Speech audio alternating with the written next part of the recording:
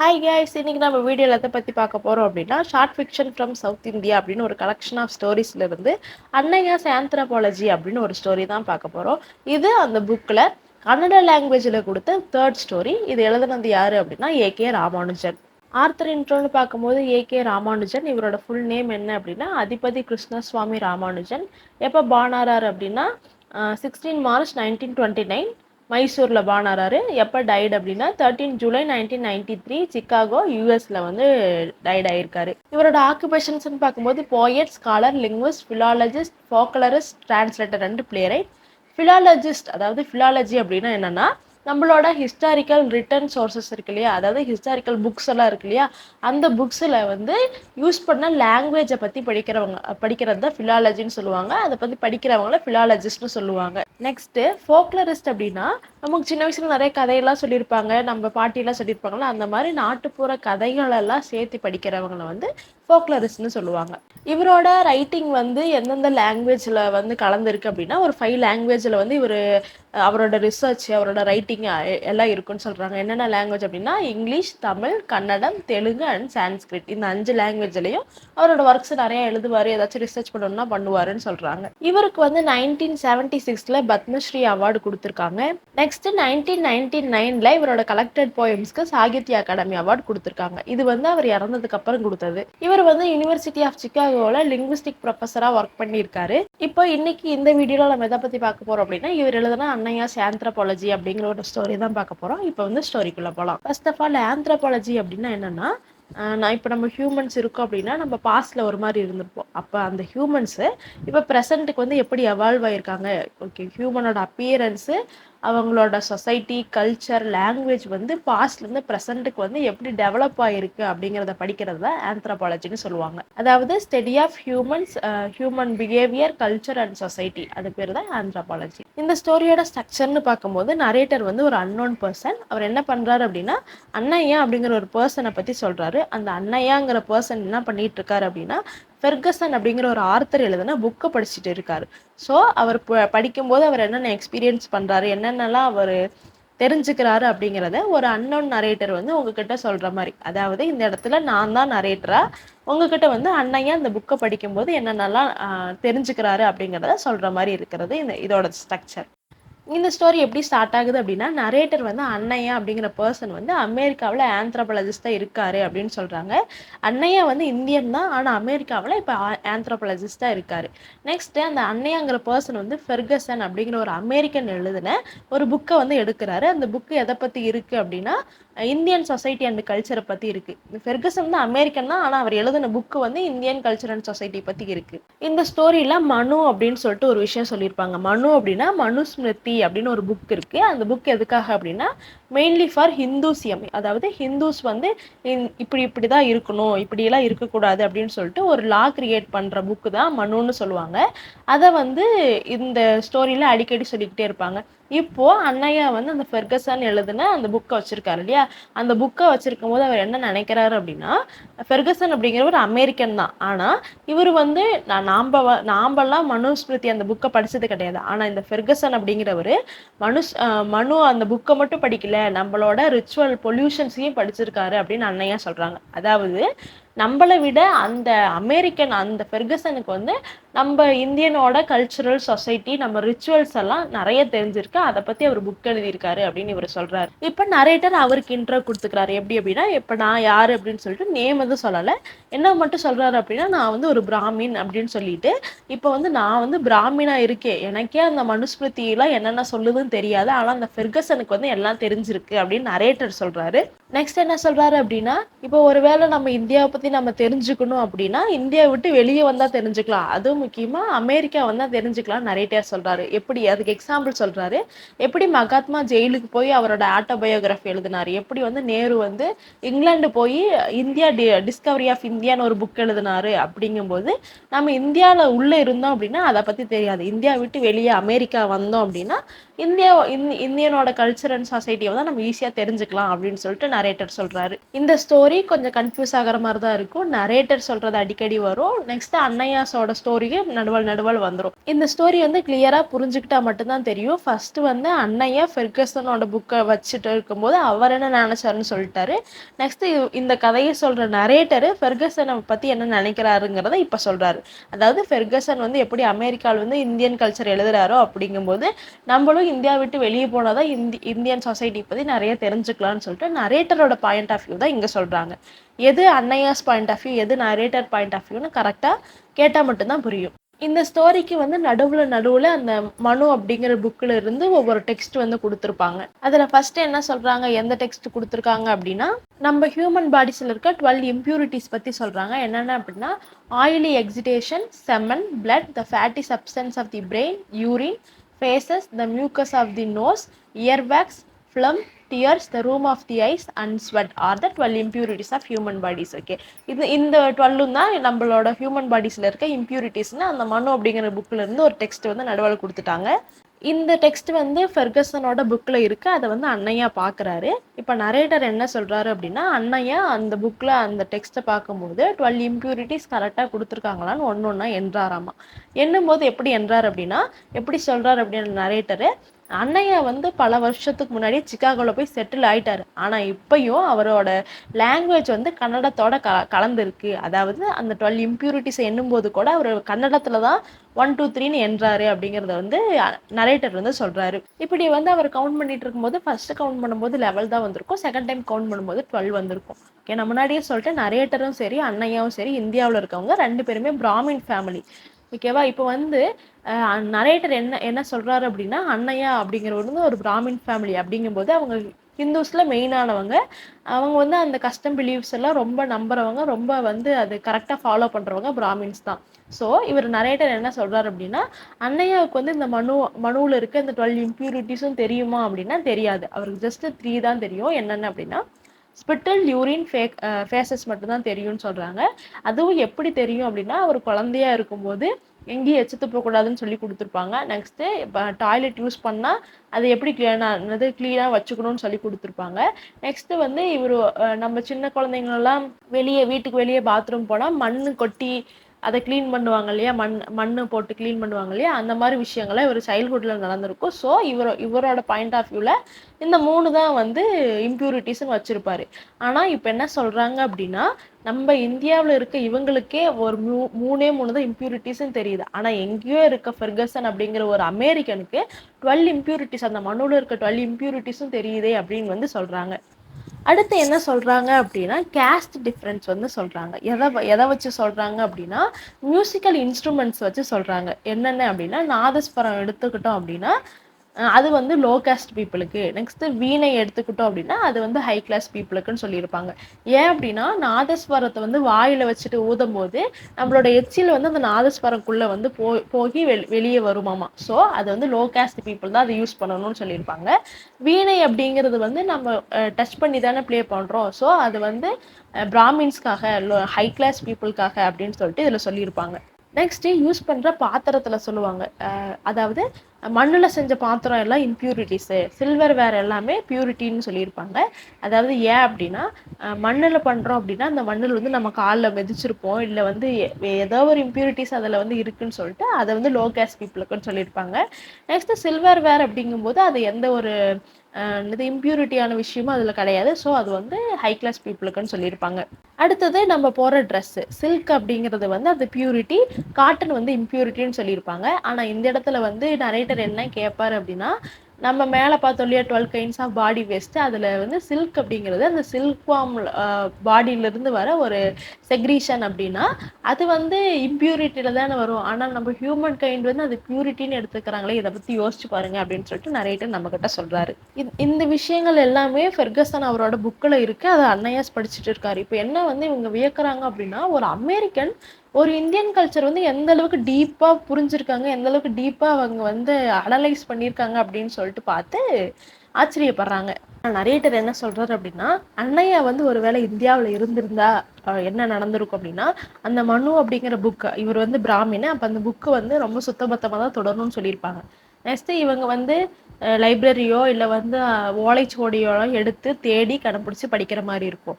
ஆனால் இப்போது அன்னையா வந்து சிம்பிளாக ஒரு அமெரிக்கன் எழுதின புக்கை வச்சு நம்ம இந்தியனோட கல்ச்சரை ஈஸியாக இது பண்ணிட்டு இருக்காருன்னு சொல்லிட்டு இவர் வந்து சொல்கிறாரு. நெக்ஸ்ட் மறுபடியும் என்ன சொல்கிறாரு அப்படின்னா, நம்ம இந்தியாவை பற்றி தெரிஞ்சுக்கணும் அப்படின்னா இந்தியாவை விட்டு வெளியே வந்தால் தான் முடியும். இந்தியாவை விட்டு வெளியே எங்கேயாச்சும் வேற எங்கேயாச்சும் ஊருக்கு வந்தால் தான் இந்தியாவை பற்றி நிறைய தெரிஞ்சுக்க முடியும்னு சொல்கிறாரு. மறுபடியும் ஒரு எக்ஸாம்பிள் சொல்கிறாரு. என்ன அப்படின்னா, சுவாமி விவேகானந்தா வந்து சிக்காகோ வந்ததுக்கு அப்புறம் தான் ரிலீஜனை பற்றி அவரோட ஃபர்ஸ்ட் ஸ்பீச் வந்து கொடுத்துருப்பாரு அப்படின்னு சொல்லியிருப்பாங்க. நெக்ஸ்ட் மறுபடியும் வந்து இந்த புக்கில் ஒரு மனு அந்த புக்கோட டெக்ஸ்ட் வந்து கொடுத்துருக்காங்க.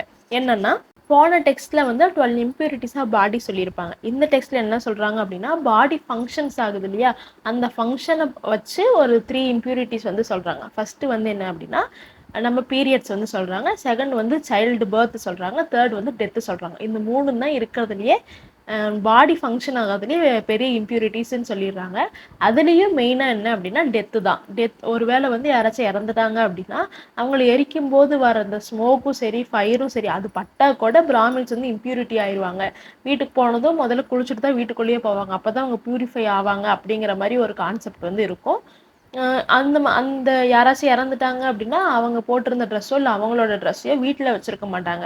ஒருவேளை லோவர் காஸ்ட் பீப்புள் யாராச்சும் வேணும்னா போட்டுக்கலாம். ஆனால் அது பிராமின்ஸ் வந்து அதை வந்து யூஸ் பண்ண மாட்டாங்க அப்படின்னு சொல்கிறாங்க. நெக்ஸ்ட்டு இதே மாதிரி இன்னொரு டெக்ஸ்ட்டு சொல்கிறாங்க. இந்த டெக்ஸ்ட்டு எங்கேருந்து எடுத்தது அப்படின்னா, ஹட்டன் அப்படிங்கிறவர் 1946 ஒரு புக் ரைட் பண்ணியிருக்காரு. அந்த புக்கில் இருந்து எடுத்த ஒரு கண்டென்ட் வந்து டெக்ஸ்ட்டாக கொடுத்துருக்காங்க. இந்த டெக்ஸ்ட்டில் என்ன சொல்கிறாங்க அப்படின்னா, அனிமல்ஸை வச்சு கேஸ்ட் பிரிக்கிறத சொல்கிறாங்க. ஃபார் எக்ஸாம்பிள் வந்து இப்போ மாடு எடுத்துக்கிட்டோம் அப்படின்னா, ஹிந்துசியத்தில் வந்து ஹிந்துஸ்க்கு வந்து மாடு அப்படிங்கிறது வந்து ஒரு தெய்வீகமான ஒரு அனிமலு. அது வந்து ரொம்ப புனிதமாக வச்சுருப்பாங்க. அதுவே சில கேஸ்டில் வந்து இந்த மாட்டு இறைச்சிலாம் சாப்பிடுவாங்க இல்லையா, அவங்க வந்து லோவர் கேஸ்ட்டு. மாடு யார் யாருக்கெல்லாம் பியூரிட்டியாக இருக்கோ அவங்க வந்து அப்பர் கேஸ்ட்னு சொல்லுவாங்க. நெக்ஸ்ட்டு பேர்ட்ஸ்ன்னு பார்க்கும்போது க்ரோ, ஸ்கேவெஞ்சர் கைட் அப்படின்னா கழுத்து வந்து வெள்ளையாக இல்லாமல் ஒரு கழுகு இருக்கும் இல்லையா, அதுதான் ஸ்கேவெஞ்சர் கைட்டுன்னு சொல்லுவாங்க. இந்த மாதிரி காகம் அந்த கழுகு எல்லாம் வந்து லோவர் பேர்ட்ஸ் கேட்டகரியே சேர்ந்ததுன்னு சொல்கிறாங்க. ஏன் அப்படின்னா அது வந்து எல்லாத்தையுமே சாப்பிடும். இறைச்சி சாப்பிட்றதுனால அது லோவர் கேஸ்ட் பேர்ட்ஸ்ன்னு சொல்கிறாங்க. நெக்ஸ்ட்டு இந்த டெத்தும் அன்டச்சபிலிட்டியும் ஒரு வகையில் வந்து சேம் தான் சொல்கிறாங்க. ஏன் அப்படின்னா அதுக்கு ஒரு எக்ஸாம்பிள் சொல்கிறாங்க. பெங்காலில் அங்கே வந்து பீப்புள்ஸை எப்படி சப்காஸ்ட் பண்ணுவாங்க அப்படின்னா, இப்போ ஒரு ஆயில் ப்ரொஃபஷன் இருக்குன்னா அங்கே வந்து அந்த ஆயிலை விற்கிறவங்க வந்து ஹையர் கேஸ்டாகவும், அந்த ஆயிலை தயாரிக்கிறவங்க இப்போ வந்து ஒரு பொருள் ஒரு ரா மெட்டீரியல்லேருந்து தயாரிக்கிறாங்கன்னா அது தயாரிக்கிறவங்க வந்து லோவர் கேஸ்ட்னு சொல்லுவாங்களாமா. இது வந்து ஏன் இதோட ரீசன் என்ன அப்படின்னா, அந்த லோவர் காஸ்ட் பீப்புள் வந்து கடைசி வரலும் அவங்க அந்த ஆயில் சீட்ஸை க்ரஷ் பண்ணியே அவங்க வாழ்க்கை முடிஞ்சு போயிடும் இல்லையா. ஸோ அவங்க வந்து லோவர் கேஸ்ட்டு. அதை எடுத்து விற்கிறவங்க எக்ஸ்போர்ட் பண்ணுறவங்க வந்து ஹையர் கேஸ்ட்டாக வச்சுருக்காங்களாம். இந்த மாதிரி வந்து இந்தியாவுக்குள்ளே வந்து கேஸ்டஸ் எல்லாம் பிரிக்கிறாங்க அப்படின்னு சொல்லிட்டு இருக்கிற ஒரு டெக்ஸ்ட்டை வந்து கொடுத்துருக்காங்க. நெக்ஸ்ட்டு வந்து நரேட்டர் என்ன சொல்கிறாரு அப்படின்னா, அன்னையா வந்து அதிகமாகலாம் படித்தது கிடையாது. ஆனால் அடிக்கடி வந்து அவர் எங்கே போவார் அப்படின்னா, மைசூரில் இருக்க யூனிவர்சிட்டி லைப்ரரி போவார். அங்கே இருக்க வந்து 5 or 6 லைப்ரரி கிளர்க்ஸ்க்கு வந்து இவர் நல்லா தெரியும். அதுலேயே எஸ்பெஷலி சொல்லணும்னா செட்டி அப்படிங்கிற ஒரு லைப்ரரி கிளர்க்குக்கு வந்து அன்னையா வந்து ரொம்ப நல்லா தெரியுமா. ஏன் அப்படின்னா அடிக்கடி தான் இவர் போயிட்டே இருக்காரு இல்லையா, அதனால் வந்து அவங்களுக்கு நல்லா தெரியுது. இந்த செட்டி அப்படிங்கிறவர் யார் அப்படின்னா, எக்கனாமிக் கிளாஸில் வந்து அன்னையா கூட உட்காந்துட்டு இருந்தவர். அவர் வந்து போன வருஷம் ஃபெயில் ஆகிருப்பார். ஸோ அதனால் அவருக்கு லைப்ரரி ஜாப் கொடுத்துருப்பாங்க. எப்பப்போ அன்னையா லைப்ரரிக்கு போகிறாரோ இந்த செட்டி என்ன பண்ணுவார் அப்படின்னா, அவர்கிட்ட இருக்க ஹோல் கீஸோட அந்த பஞ்ச் ஆஃப் கீஸை விட்டு கொடுத்துட்டு, நீங்கள் என்ன வேணால் படிங்க, படிச்சுட்டு போகும்போது கீஸை கொடுத்துருங்கன்னு சொல்லிடுவாராமா. அன்னையாவும் அவருக்கு என்னென்ன புக்கேஸ் ஓப்பன் பண்ணி படிக்கணும்னு தோணுதோ அதெல்லாம் ஓப்பன் பண்ணி என்ன புக்கு படிக்கணும்னு தோணுதோ படிச்சுட்டு இருப்பாராமா. இதில் வந்து நரேட்டர் அன்னையாவோட பாஸ்ட் மூமெண்ட் சொல்கிறாங்க. அதாவது அவர் மைசூரில் இருந்தபோது இப்படிலாம் நடந்துச்சுன்னு சொல்லிட்டு இருக்காங்க. அவர் வந்து மைசூரில் இருக்கும்போது இந்த லைப்ரரிக்கு அடிக்கடி வருவார். இந்த லைப்ரரியில் வந்து அவர் என்ன சப்ஜெக்டை விரும்பி படிப்பார் அப்படின்னா, வெஸ்டர்ன் சப்ஜெக்டில் இருக்க புக்ஸை வந்து ரொம்ப விரும்பி படிப்பாராமா. ஆனால் என்ன ஒன்றுன்னா அது ஆல்மோஸ்ட் எல்லாமே இங்கிலீஷில் தான் இருக்கும். ஸோ இவர் வந்து இப்போ கன்னடம் தானே அவரோட லாங்குவேஜ் அப்படிங்கும்போது கன்னடத்தில் வந்து கொஞ்சம் புக்கு தான் இருக்கும். அதையும் வந்து படிச்சுட்டு இருப்பாராமா. அப்படி இவர் படிக்கிற புக்ல வந்து ஒரு 3 டைப்ஸ் ஆஃப் புக்க சொல்றாங்க. என்னென்ன அப்படின்னா, ஃபர்ஸ்ட் வந்து டிரான்ஸ்லேஷன் ஆஃப் அண்ணா கரீனினா அப்படிங்கிற புக்ஸ் படிப்பாராமா. நெக்ஸ்ட் அப்படி இல்ல அப்படின்னா, புக் ஆன் ஷேக்ஸ்பியர் பை மூர்த்தி ராவ் அப்படிங்கிற அவர் எழுதின புக்க படிப்பாராம். அதுவும் இல்ல அப்படின்னா, எத்னோகிராஃபிக் ஸ்டடீஸ் அமெரிக்காவுல வந்து இருக்கிற ஸ்காலர்ஸ்னால எழுதுன எத்னோகிராஃபிக் ஸ்டடீஸ் அந்த புக்கெல்லாம் படிப்பாராமா. இப்படி வந்து அவர் மைசூர்ல இருக்கும்போது படிச்சிருக்காரு. அந்த வெஸ்டர்ன் சப்ஜெக்ட தேடி தேடி படிச்சிருக்காரு. ஆனா இப்போ அவரே அமெரிக்காவுல தான் இருக்காரு அப்படின்னு சொல்றாங்க. நெக்ஸ்ட் மறுபடியும் மனு அப்படிங்கிற அந்த புக்ல இருந்து ஒரு டெக்ஸ்ட் சொல்றாங்க. இந்த டெக்ஸ்ட் என்ன சொல்லுது அப்படின்னா, ஹியூமன் பீயிங்ஸ் அதாவது முக்கியமா பிராமின்ஸ்க்கு வந்து பியூரிஃபயர்ஸ் என்னென்ன அப்படிங்கறது சொல்றாங்க. என்னென்ன அப்படின்னா, நெருப்பு, சுத்தமான சாப்பாடு, இந்த பூமி, நம்மளோட இன்டர்னல் ஆர்கான்ஸை வந்து கட்டுப்படுத்தி வைக்கிறது. அதாவது இப்போ விரதம்லாம் இருக்காங்க இல்லையா, அந்த மாதிரி கட்டுப்படுத்தி வைக்கிறது. இல்லை அப்படின்னா அவங்கள வந்து ஃபுல்லாக கடவுள் நம்பிக்கையாகவே இருக்கணும்னு சொல்லிட்டு எதுவும் பண்ணாமல் கட்டுப்பாடாக இருக்காங்கல்ல, அந்த மாதிரி இருக்கிறது. நெக்ஸ்ட்டு தண்ணி, அப்புறமேட்டியும் மாட்டு சாணம், காற்று, அவங்க சொல்கிற அந்த மந்திரம், சூரியன், நேரம், இதெல்லாம் வந்து பியூரிஃபையர்ஸ்னு அவங்க பிராமின்ஸ் வந்து வச்சுருக்காங்கன்னு சொல்கிறாங்க. இப்போ நரேட்டர் என்ன சொல்றாரு அப்படின்னா, இந்த அண்ணையா அப்படிங்கிறவர் அண்ணையா சௌத்ரி அப்படிங்கிற பர்சனோட பையன். இவங்க வந்து ஒரு பிராமின் ஃபேமிலி. இவங்க இப்படி வந்து பிராமின் ஃபேமிலியில இருந்து வந்த அண்ணையாவுக்கே இந்த விஷயங்கள்லாம் தெரியாது. இந்த விஷயங்களை தெரிஞ்சுக்கிறதுக்கு 10,000 மைல் தாண்டி, அதாவது மைசூர்ல இருந்து 10,000 மைல் தாண்டி, கடல் தாண்டி, நிலம் தாண்டி சிகாகோவில் இப்போ இவர் இருக்காரு. இங்கே தான் வந்து அந்த இந்தியன் சொசைட்டி அண்ட் கல்ச்சரை வந்து தெரிஞ்சுக்கிறாரு. என்னதான் ஒரு பிராமின் ஃபேமிலியிலேருந்து வந்தாலுமே அவருக்கு இந்த விஷயம்லாம் தெரியாமல் ஒரு 10,000 மைலுக்கு இந்த சைடு வந்து தான் இந்த விஷயங்கள்லாம் இவர் கற்றுக்கிறாரு அப்படிங்கிற மாதிரி சொல்கிறாங்க. இப்போ வந்து இவங்க என்ன வந்து ஒரு மாதிரி வியந்து பார்க்குறாங்க அப்படின்னா, இந்த இங்கிலீஷ் மென்னுக்கு வந்து யார் இந்த இந்தியாவோட டார்க் சீக்ரெட்ஸ், ரிலீஜியன், அதில் இருக்க கல்ச்சர், கேஸ்ட் பற்றிலாம் யார் சொல்லியிருப்பா அப்படின்னு வந்து கொஞ்சம் வியந்து பார்க்குறாங்க. நெக்ஸ்ட் வந்து ஒரு எக்ஸாம்பிள் சொல்கிறாங்க. ஜெர்மனியிலிருந்து மேக்ஸ் முல்லர் அப்படிங்கிற ஒரு பர்சன் வந்து சான்ஸ்கிரிட்டில் மாஸ்டர் டிகிரி பண்ணியிருக்காரு. அவருக்கு வந்து சான்ஸ்கிரிட் அப்படிங்கும்போது இந்தியன் கல்ச்சரு, இந்தியன் பண்டித்லாம் இருக்காங்க இல்லையா, அவங்கள பற்றி நல்லா தெரியும். அந்த வேதாஸ் பற்றிலாம் நல்லா அவர் தெரிஞ்சிருப்பாங்க. ஸோ இப்போ வந்து நாம் இந்தியாக்குள்ளே தான் இருக்கோம், நம்மளுக்கு எதுவுமே தெரில. வெளியிருந்து வந்த ஒரு இங்கிலீஷ் மேன் வந்து இந்தியாவை பற்றி இவ்வளோ நல்லா தெரிஞ்சிருக்காங்களே, இது வந்து எப்படின்னு சொல்லிட்டு வியந்து பார்க்குறாங்க. இப்போ அண்ணையா வந்து இந்தியாவில் வாழ்ந்துட்டு இருக்கும்போது அவரோட மைண்ட் ஃபுல்லாக எப்படி இருக்கும் அப்படின்னா, அமெரிக்கன் பீப்புள் எப்படி இருப்பாங்க, இங்கிலீஷ் யூரோப்பியன் பீப்புள் அவங்க எப்படி எந்த லாங்குவேஜில் எழுதுவாங்க, எதை பற்றி எழுதுவாங்க, அவங்களோட லைஃப் எப்படி இருக்கும், அவங்க கல்ச்சர் எப்படி இருக்கும்னு இப்படி தான் அண்ணையா யோசிச்சிருக்காரோ தவிர அவர் வாழ்ந்துட்டு இருக்க இந்தியாவை பற்றி அவர் யோசிச்சது கிடையாது. இப்போ அவர் சிக்காகோவில் இருக்கார். அவர் வந்து இந்தியா விட்டு தள்ளி இருக்கும்போது இந்தியாவை பற்றி நிறைய படிக்கிறாராமா. இப்படி அவர் அந்த நாட்டில் இருந்து இந்தியாவை பற்றி நிறைய படிக்கும்போது அங்கே இருக்க அமெரிக்கன்ஸுமே அது ஒரு அட்டென்ஷன் கொடுத்து கேட்பாங்களாமா. இவங்கெல்லாம் சேர்ந்து பேசும்போது அண்ணையாவும் அந்த அமெரிக்கன்ஸ் நிறைய பேர் அவர் சுற்றி ஃப்ரெண்ட்ஸ் யாராச்சும் இருக்காங்கன்னா அவங்க வந்து ஸ்பெண்ட் பண்ணுற அதிகமான டைம் வந்து எதை பற்றி இருக்கும்னா இந்தியாவோட சொசைட்டி அண்ட் கல்ச்சரை பற்றி பேசுகிற விஷயங்களாக தான் இருக்குமா. அதாவது எப்படி எப்படிலாம் இந்தியன் கல்ச்சர் இருக்குது, எப்படி எப்படிலாம் அவங்க வந்து இருந்தாங்க. ஏன் அப்படின்னா அண்ணையா வந்து ஒரு பிராமின் தானே, அப்போ அவங்க ஊரில் வந்து என்னென்ன கல்ச்சர்லாம் இருக்குது அப்படின்னு சொல்லிட்டு அவங்க வந்து கேட்டு தெரிஞ்சுப்பாங்களாமா. இப்போ அண்ணையா வந்து சிகாகோவில் ஆந்த்ரோபாலஜி படிச்சுட்டு இருக்கார் இல்லையா, அப்படி வந்து அவர் படிச்சுட்டு இருக்கும்போது இந்தியன் ட்ரெடிஷனை பற்றி நம்ம நிறைய தெரிஞ்சுக்கணும்னு சொல்லிட்டு நிறைய புக்ஸ் படிப்பாராம். அந்த புக்ஸும் ஒருவேளை சான்ஸ்கிரிட்லேயே இருந்தாலுமே பரவாயில்ல, இல்லை சான்ஸ்கிரிட்ல இருந்தாலும் எனக்கு படிக்கணும் அப்படின்னு சொல்லிட்டு ஆர்வத்தோட ஒவ்வொரு புக்கையும் தேடி தேடி படிப்பாராமா. இந்த மாதிரி இந்தியன் ட்ரெடிஷன் புக்ஸ் எல்லாம் எங்கே இருக்கும் அப்படின்னா, சிகாகோ லைப்ரரியில் 2nd ஃப்ளோரில் லைப்ரரி கால் நம்பர் PK321 அப்படிங்கிற ஒரு நம்பரில் வெஸ்ட் சைடு வந்து வச்சுருப்பாங்க அப்படின்னு சொல்லிட்டு பர்டிகுலராக இங்கே ஒரு கண்டென்ட் கொடுத்துருக்காங்க. மேபி இது 1 மார்க்குக்கு யூஸ் ஆகலாம். இது எந்த அளவுக்கு இம்பார்ட்டன்ட் எனக்கு தெரியல, ஆனால் சொல்லியிருக்காங்க. நெக்ஸ்ட் வந்து ஒரு இன்சிடென்ட் சொல்கிறாங்க. இன்டர்நேஷ்னல் ஹவுஸ் அப்படிங்கிற ஒரு பிளேஸுக்கு அண்ணையாவும் அவரோட ஃப்ரெண்ட்ஸும் போகிறாங்க. அதில் அந்த ஃப்ரெண்ட்ஸ் சர்க்கிளில் வந்து ஒயிட் கேர்ள்ஸ் இருக்காங்க, அதாவது அமெரிக்கன் கேர்ள்ஸ் இருக்காங்க. அவங்க வந்து அண்ணையா கிட்ட என்ன கேட்குறாங்க அப்படின்னா, ஏன் உங்கள் ஊர் பொண்ணுங்கள்லாம் நெத்தியில் வந்து ரெட் கலரில் ஏதோ டாட் மாதிரி வச்சுருக்காங்க அப்படின்னு சொல்லிட்டு கேட்குறாங்க.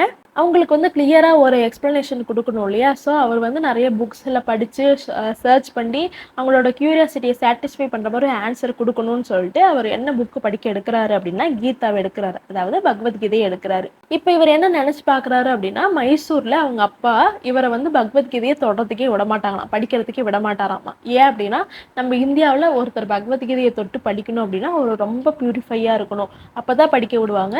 ஆனால் இவர் இப்போ எந்த என்விரான்மெண்ட்டில் அந்த புக்கை படிக்கிறாரு அப்படின்னா, அமெரிக்கன்ஸ் கூட சேர்ந்துக்கிட்டு, அமெரிக்கன்ஸ் வந்து பீர் விஸ்கி அந்த மாதிரிலாம் நிறைய சாப்பிடுவாங்க இல்லையா, அவங்க கூட சேர்ந்து பீர் விஸ்கி குடிச்சிட்டு அங்கே வந்து பீஃப் மீட் வந்து சாப்பிடுவாங்க. அதையும் சாப்பிட்டு நம்ம எல்லாத்துக்கும் தெரியும் அங்கே ஃபாரின் கண்ட்ரீஸில் வந்து டாய்லெட் போனால் டாய்லெட் பேப்பர் தான் யூஸ் பண்ணுவாங்க. ஆனால் இந்தியாவில் வந்து நம்ம வாட்டர் யூஸ் பண்ணுவோம் இல்லையா, அந்த மாதிரி வாட்டர் யூஸ் பண்ணாமல் டாய்லெட் பேப்பர் தான் யூஸ் பண்ணிட்டு கையை கூட கழுவாமல் இருக்காரு.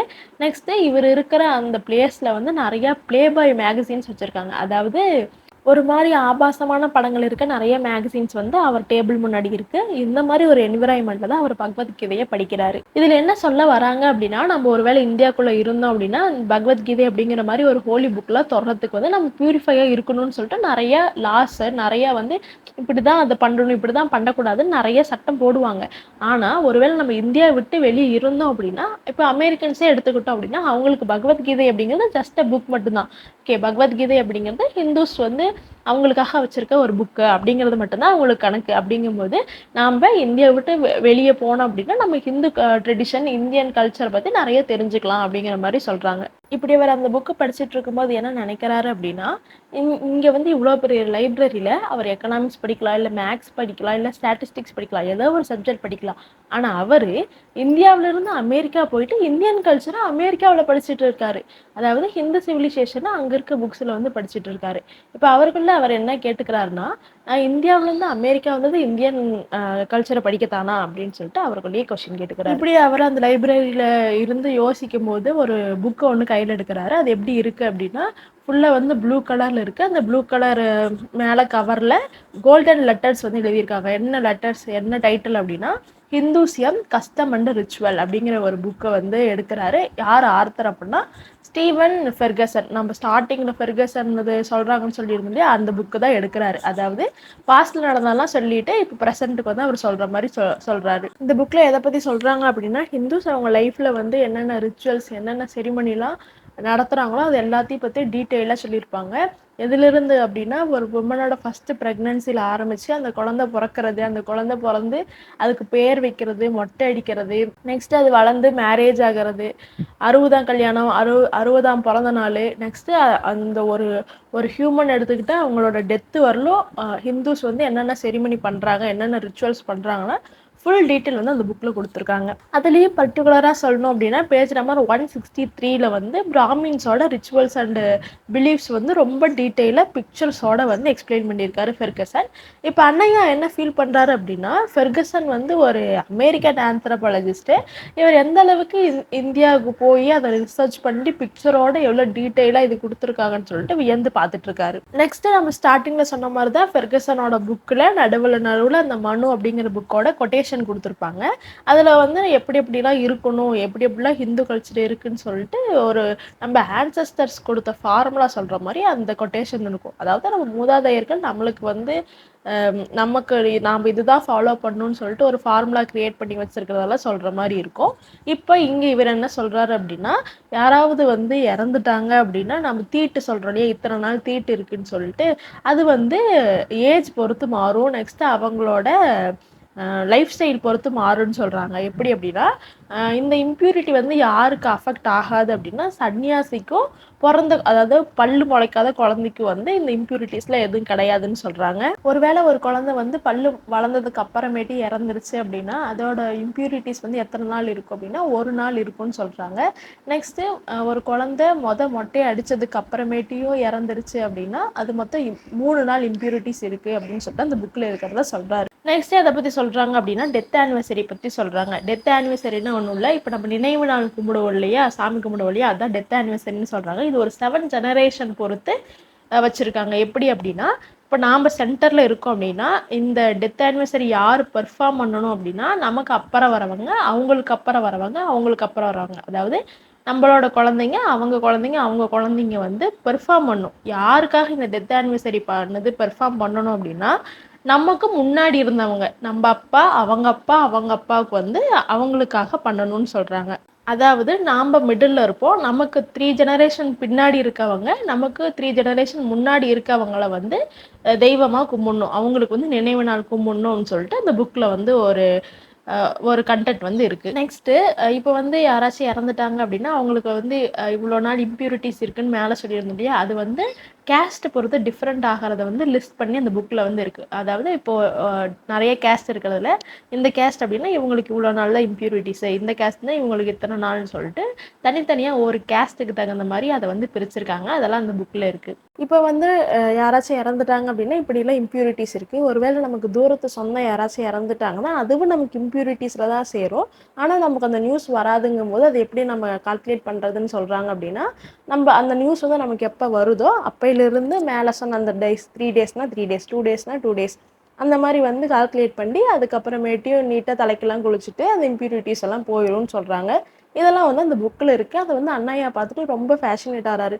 என்னடா நமக்கு கூட இவ்வளோ இவ்வளோ டீட்டெயிலாக தெரியாது, ஆனால் அந்த அமெரிக்கன் ஆந்த்ரோபாலஜிஸ்ட் வந்து இவ்வளோ டீட்டெயிலாக எழுதியிருக்காரு அப்படின்னு சொல்லிட்டு வியந்து பார்த்துட்டு இருக்காரு. இப்போ வந்து அண்ணையா பற்றி சொல்கிறாரு. அவர் வந்து இப்போ கொஞ்சம் சில நாளாக வந்து எந்த ஒரு டெத் செரிமனிக்கும் அட்டன் பண்ணது கிடையாது.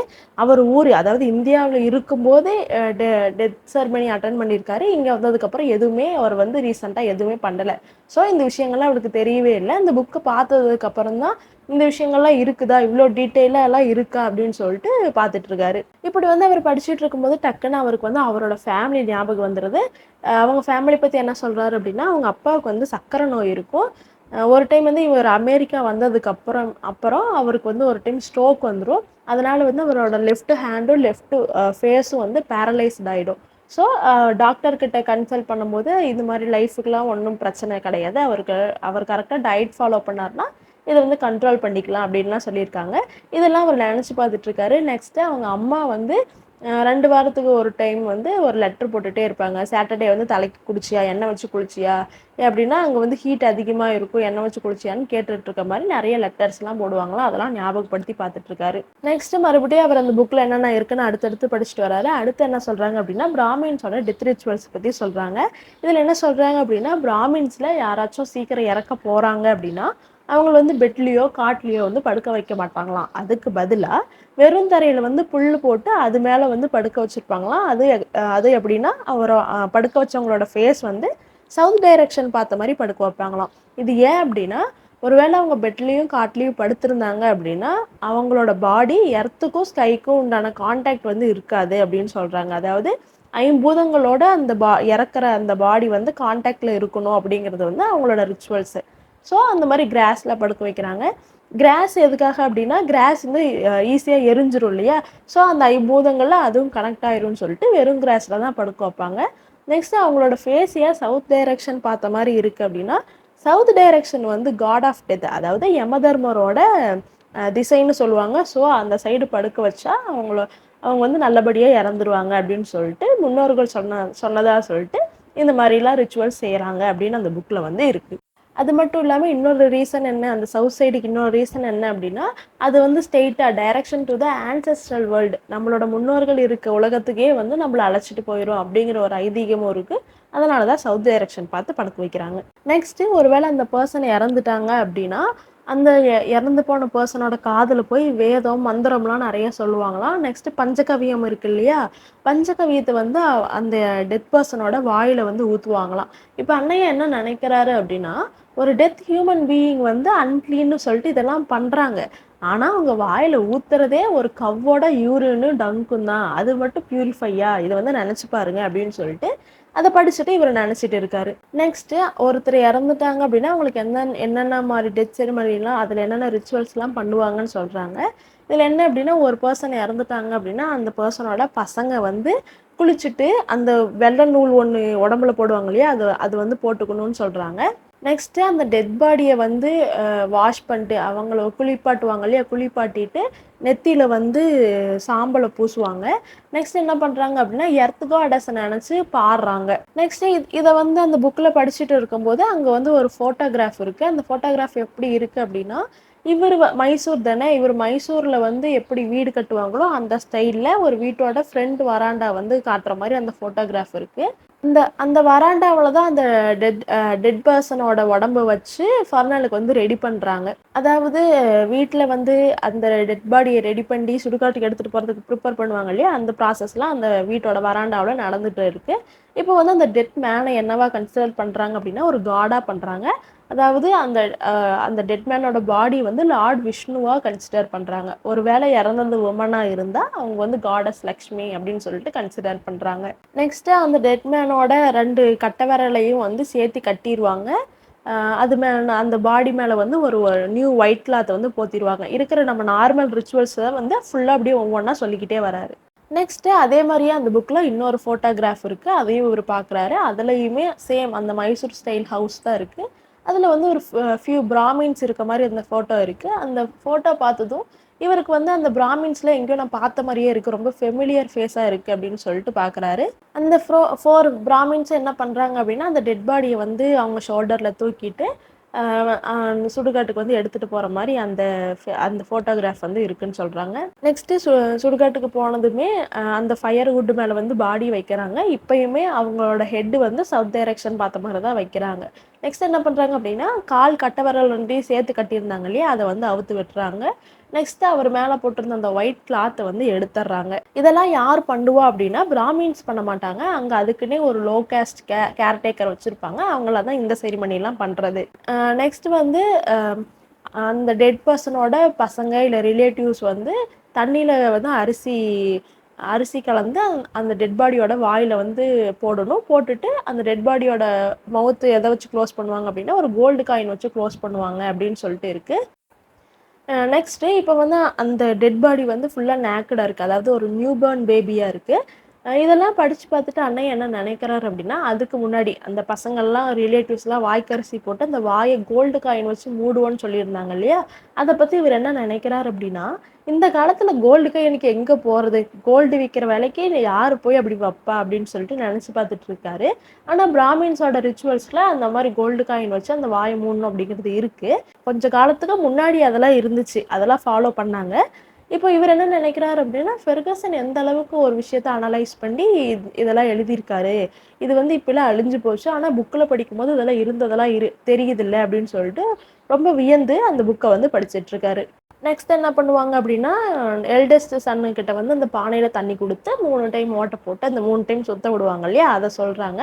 சுற்றிட்டு அந்த பாடியோட தலைக்கிட்ட வந்து அந்த பானையை போட்டு உடச்சிருவாங்க இல்லையா, அந்த செரிமனி பற்றி சொல்கிறாங்க. இந்த செரிமனியோட பிக்சருமே ஃபோட்டோகிராஃபுமே அந்த புக்கில் இருக்குது. அதை பார்க்கும்போது அன்னையாவுக்கு என்ன தோணுதுன்னா ரொம்ப ஃபெமிலியராக தோணுது. ஸோ அழகாக வந்து டீட்டெயிலாக ஒரு ஃபோட்டோகிராஃப் எடுத்திருக்காங்க. பார்த்தா இது எங்கேயோ நான் பார்த்த மாதிரி இருக்குது, அந்த இடம் அந்த பீப்புள்ஸ் எல்லாம் எங்கேயோ இவருக்கு பார்த்த மாதிரியே இருக்குது. அந்த ஃபோட்டோவில் இருக்கவங்களாம் ரொம்ப ஃபெமிலியராக தெரியுறாங்கன்னு சொல்லிட்டு ரொம்ப க்ளோஸாக வாட்ச் பண்ணுறாரு. அதுலேயும் பர்டிகுலராக யார் அப்படின்னா அந்த பானையை தோல் மேலே வச்சுட்டு சுற்றுனாங்க இல்லையா, அந்த பர்சன் வந்து இவருக்கு ரொம்ப ஃபெமிலியராக இருக்குது.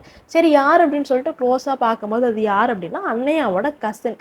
அவரோட பேர் என்ன அப்படின்னா சுந்தரர் ஐயா. அவர் என்னவா இருக்காரு, என்ன பண்ணிட்டு இருக்காரு அப்படின்னா மைசூரில் ஹன்சூர் அப்படிங்கிற ஒரு ஊரில் ஒரு ஃபோட்டோகிராஃபிக் ஸ்டூடியோ வச்சுருக்காரு. இதெல்லாம் வந்து அன்னையாவுக்கு ஞாபகம் வந்துடுது. இவருக்கு டக்குன்னு என்ன கொஸ்டின் வருதுன்னா இவரோட பிக்சர் எப்படி இந்த புக்கில் வந்துச்சு, இந்த பர்சன் எதுக்காக இந்த புக்கில் இருக்காரு அப்படின்னு சொல்லிட்டு அவரோட மைண்டில் நிறைய கொஷின்ஸ் வந்து வருது. அதுவே அப்படியே நெக்ஸ்ட் பேஜ் திருப்பி பார்த்தா அங்கே இன்னொரு ஃபோட்டோகிராஃப் இருக்குது. அந்த ஃபோட்டோகிராஃபில் என்ன அப்படின்னா நெக்ஸ்ட்டு அடுத்தது வந்து அந்த செரிமனி முடிஞ்சு அடுத்து என்ன பண்ணுவாங்க அந்த பாடியை வந்து எரிப்பாங்க இல்லையா, அந்த பாடி எரியிற மாதிரி ஒரு ஃபோட்டோ இருக்குது. அந்த ஃபோட்டோவுக்கு கீழே காட் ஆஃப் ஃபயர் அக்னிக்கு வந்து நிறைய மந்திரங்கள் சொல்லி அந்த அக்னியை அட்ரஸ் பண்ணுற மாதிரி இருக்க அந்த வேர்ட்ஸ்லாம் கீழே கொடுத்துருக்காங்க. அதெல்லாம் அண்ணையா பார்க்குறாரு. இப்போ அவர் நெக்ஸ்ட் பேஜில் தானே இருக்காரு. மறுபடியும் முன்னாடி பேஜ் திருப்பி அவரோட கசினோட ஃபோட்டோவை நல்லா தெளிவாக பார்க்குறாரு. நெக்ஸ்ட் அவர் கசினோட அப்பியரன்ஸ் எல்லாம் ஃபுல்லாக சொல்கிறாரு. அவர் வந்து எந்த கண்ணாடியும் போடல, அவருக்கு வந்து ஃபுல்லாக கிரே ஹேர் இருக்குது, அவரோட செஸ்ட்டில் இருக்க முடியெல்லாம் ஷேவ் பண்ணியிருக்காங்க.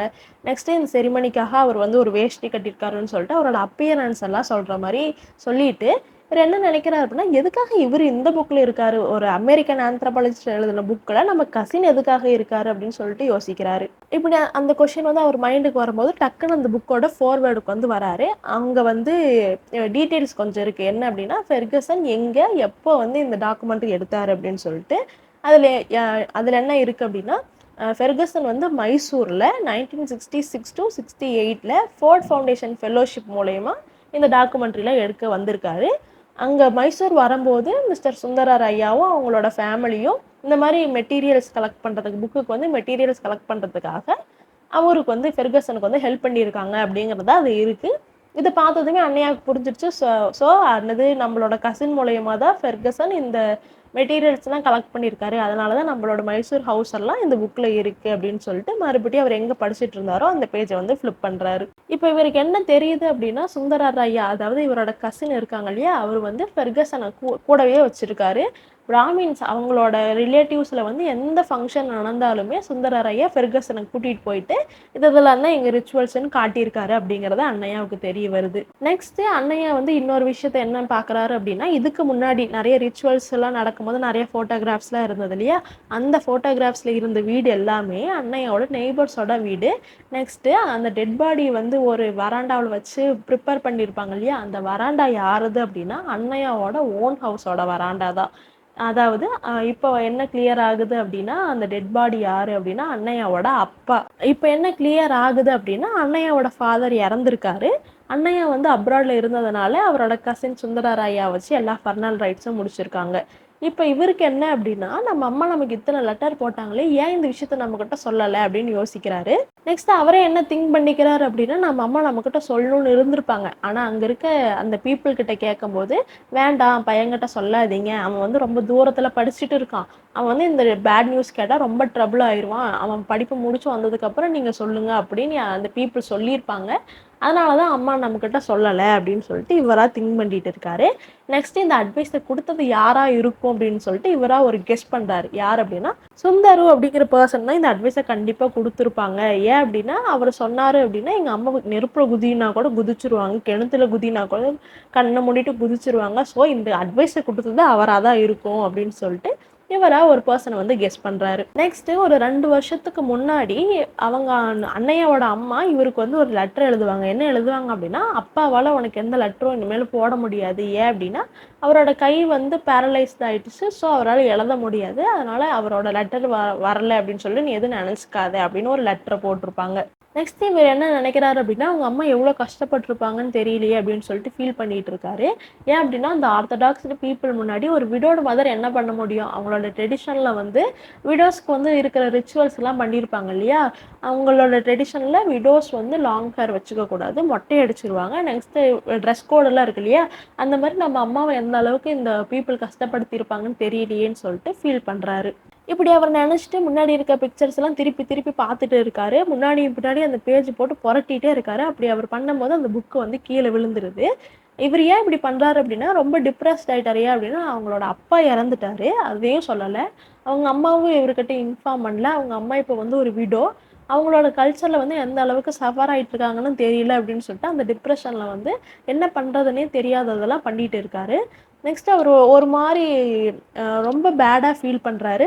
கொஞ்ச நேரம் கழிச்சு கொஞ்சம் காம் ஆகிட்டு கீழே விழுந்த புக் அது ஃபுல்லாக மூடிடுச்சு. அந்த புக் எடுத்து ஒரு பேஜ் டேர்ன் பண்ணுறாரு. இப்போ என்ன சாப்டருக்கு வந்துடுது அப்படின்னா, சீமந்தா அப்படின்னு ஒரு சாப்டர் வந்து ஓப்பன் ஆகுது. இதில் வந்து எப்படி சொல்லியிருப்பாங்க அப்படின்னா, ஒரு ப்ரெக்னென்ட் உமன் இருப்பாங்க, அவங்க பார்க்க வந்து எபிக் ஸ்டோரியில் வர சீதா மாதிரி அவ்வளோ அழகாக இருக்காங்கன்னு சொல்கிறாங்க.